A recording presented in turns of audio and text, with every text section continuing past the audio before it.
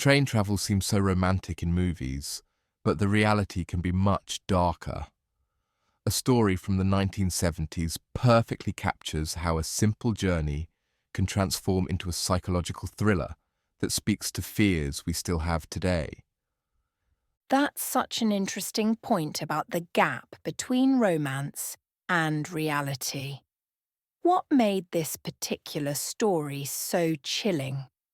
Well, it follows a young woman named Joan travelling alone on a train line where three women had been brutally assaulted in the past 3 months.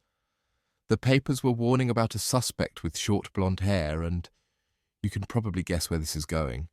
A well-dressed man with exactly that description enters her compartment. Oh my goodness, the isolation of those old train compartments must have made it so much worse. You were basically trapped in there, weren't you? Exactly, and the story brilliantly builds tension through these small psychological power plays. The man starts creating this threatening atmosphere by playing with a lighter, producing sparks while staring directly at her. Then he pulls out this wooden pipe and deliberately lights up despite the prominent no smoking sign. Hmm, that's such a classic predator move. Testing boundaries to see how she'll react to these small violations. And what's fascinating is how the story captures Joan's internal calculations. We see her glancing at the emergency alarm chain, noticing the £25 penalty for improper use, which, adjusted for inflation, would be about £215 today. That financial threat adds this extra layer of hesitation to her decision-making. You know, that really speaks to how systems can inadvertently protect predators.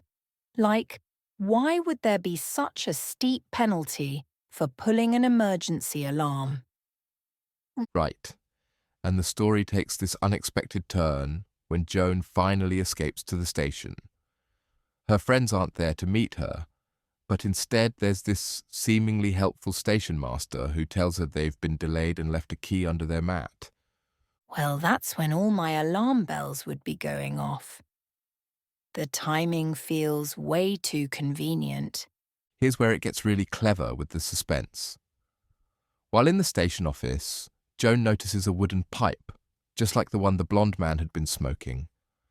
But now we've got this other character, the station master, using his authority to appear trustworthy. So the story is really exploring how predators can hide behind respectability and authority figures, isn't it? Exactly. And what's particularly masterful is how it builds this accumulating sense of vulnerability. Joan goes from a crowded train to an isolated compartment, to an empty station, and finally to walking alone on a dark road to a house she's never been to. That progression of isolation is terrifying.